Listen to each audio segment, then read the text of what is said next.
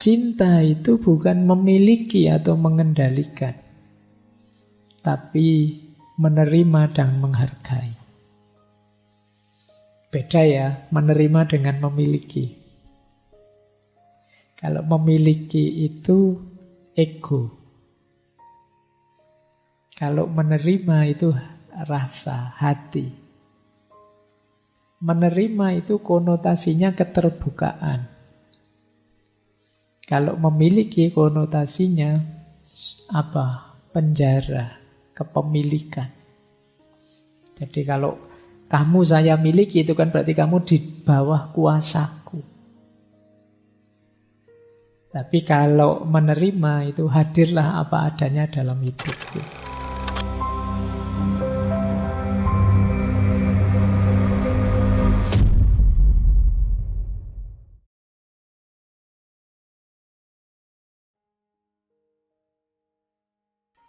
Saya lanjut. Nah, selanjutnya ada quotes dari Anthony de Mello tentang kebebasan tadi loh. Gimana Pak caranya biar cinta itu tumbuh dalam diri saya? Bebaskan dirimu dari segala macam ikatan. Bila mata terhalang, hasilnya adalah pemandangan. Ketika pikiran tidak terhalang, hasilnya adalah kebenaran. Ketika hati tidak terhalang, hasilnya adalah cinta. Apa sih yang menghalangi hati? Nanti kalau di penjelasan-penjelasan selanjutnya, versi Anthony de Mello, yang menghalangi hatimu itu kemelekatanmu. Mungkin pada dunia, mungkin pada materi, mungkin pada orang lain. Akan menghalangi cinta. Bersihkan kemelekatan-kemelekatan itu, bebaskan dirimu, maka cinta akan muncul.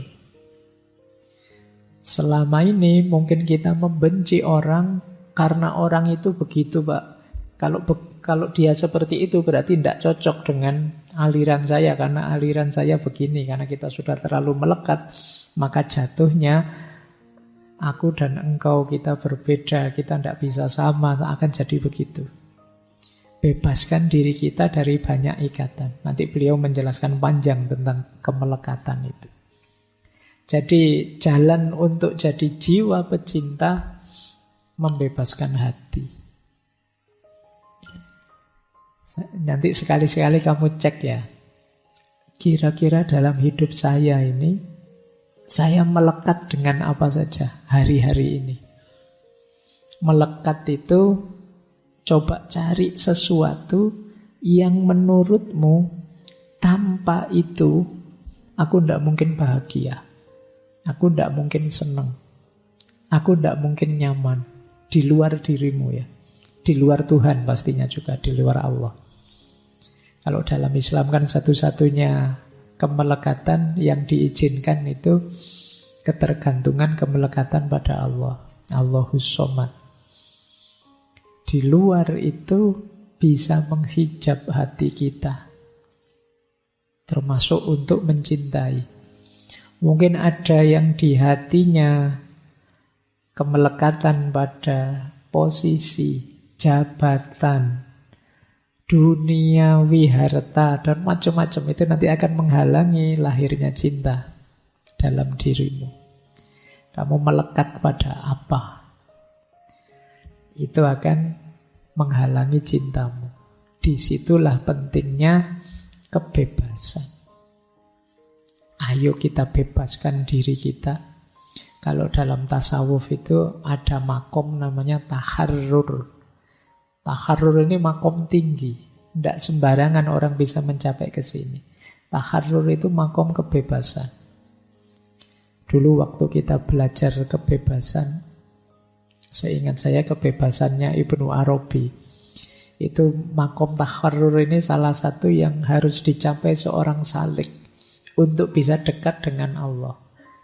Bebas berarti hati kita benar-benar tidak terikat dengan apapun selain keinginan untuk terikat dengan Allah saja. Disitulah cinta akan muncul. Jadi kalau kita hanya tergantung pada Allah, cinta akan muncul.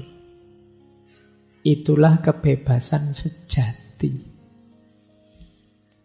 Beda dengan rumus kita selama ini kan. Kalau di kepalamu kan namanya bebas itu pokoknya bisa melakukan apa saja kan, kamu begitu. Padahal ya kalau kamu masuk lebih dalam, hakikatnya kebebasan itu tidak ada urusan dengan bisa melakukan apa saja. Itu kan cuma manifestasi salah satunya saja. Tapi hakikatnya kebebasan adalah ketidakterikatanmu, ketidakmelekatanmu dengan apapun. Bisa melakukan apa saja tapi kamu masih terikat, kamu masih melekat. Yaitu kalau bahasa spiritualnya ilusi saja. Hanya anggapanmu saja. Baik, ini rumus kedua dari cinta. Kalau tadi rumus pertama cinta itu anugerah, sekarang kebebasan. Kita lanjutkan. Ketiga, caranya mencintai sekarang. Wah, ini ambil nafas sebentar. Saya tidak tahu ini mudah apa enteng bagi kalian. Inilah cara menghidupkan cinta. Yang pertama, kita harus melepaskan keterikatan, harapan, dan kebutuhan akan pengakuan dari orang lain, termasuk dari yang kita cintai. Ini agak berbeda ya dengan kemarin-kemarin. Beliau ini bahkan ekspektasi pun jangan. Banyak orang kecewa, sakit dalam cinta karena ekspektasi. Ada terlalu banyak keinginan, terlalu banyak harapan saat mencintai. Misalnya kalian mencintai siapa, semoga dengan saya mencintai ini, saya bisa ini, saya bisa itu harapan. Ketika banyak harapan, sebenarnya kamu sedang membuka peluang untuk kekecewaan. Tapi manusia, Pak, mesti punya harapan. Wajar manusia punya harapan, tapi jangan bergantung pada harapan. Ketika kamu bergantung pada harapan, itulah kemelekatan. Jadi ini pelajaran dari beliau. Kalau aku cinta padamu, maka aku tidak banyak menuntutmu, jadilah engkau apa adanya. Kamu tidak harus sibuk tentang aku, tapi aku pasti akan sibuk tentang engkau. Nah ini. Baik, ini rumus pertama ya. Cara yang pertama saja sudah berat. Ya wis, kita belajar. Kalau bahasa usul fikihnya, kalau tidak bisa dipenuhi seluruhnya ya jangan dicueki seluruhnya. Kita lakukan semampu kita. Oke, yang penting jangan putus asa dengan cinta. Hari ini banyak orang yang rasanya putus asa dengan cinta. Kalau ada pembahasan-pembahasan tentang cinta, mungkin kesannya lebay. Utopia, mimpi saja. Tidak mungkin ada yang seperti itu. Itu namanya putus asa dengan cinta. Sebagaimana banyak orang yang saya bilang tadi mulai putus asa dengan agama.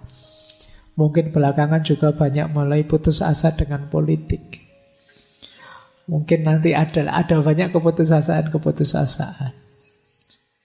Karena mungkin kita melihat fakta, lupa bahwa ada ideal-ideal yang harus kita hidupkan. Bahwa mungkin di ranah faktual kadang-kadang fenomena sosial, budayanya, keagamaan itu rasanya tidak selalu positif. Tapi ideal-ideal agama itu pasti positif, dan itulah amanat yang harus kita hidupkan. Itu yang pertama itu ya, tidak terikat, tidak berharap, tidak butuh. Jadi orientasinya memang hanya memberi. Cara mencintai yang kedua, cinta itu bukan memiliki atau mengendalikan, tapi menerima dan menghargai. Beda ya, menerima dengan memiliki. Kalau memiliki itu ego. Kalau menerima itu rasa, hati. Menerima itu konotasinya keterbukaan. Kalau memiliki konotasinya apa? Penjara, kepemilikan. Jadi kalau kamu saya miliki itu kan berarti kamu di bawah kuasaku. Tapi kalau menerima itu hadirlah apa adanya dalam hidupku. Jadilah dirimu sebagaimana dirimu. Itu menerima. Tapi kalau memiliki, kamu hadir dalam hidupku dan aku kuasai. Itu memiliki. Maka kemarin di Osho kan juga bilang cinta bukan memiliki. Kalau barang kita miliki, tapi masuk manusia kita miliki.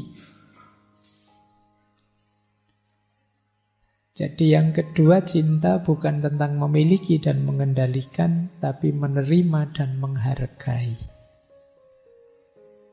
Awas, jangan salah rumus. Kemarin saya juga pernah diprotes, Pak, masa cinta tidak harus memiliki? Wong saya perjuangan itu kan untuk bisa memiliki. Ya bedakan menikahi dan memiliki. Itu juga dua hal yang, apa dengan menikahi terus dia jadi milikmu dalam tanda petik ya. Terus dia kamu kuasai. Harus ikut apa-apa perintahmu kan tidak begitu. Oke, yang ketiga. Jadi itu rumus kedua ya. Jadi tidak ada hubungannya dengan kepemilikan, tapi dengan penerimaan.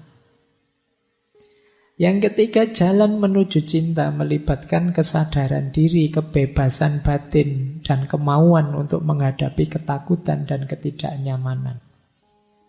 Diawali dari kesadaran, kemudian diakhiri dengan kebebasan. Itu cinta. Kita tidak takut lagi dan tidak khawatir lagi. Nanti ada konsepnya Anthony de Mello, selama masih ada ketakutan, masih belum sejati cinta itu.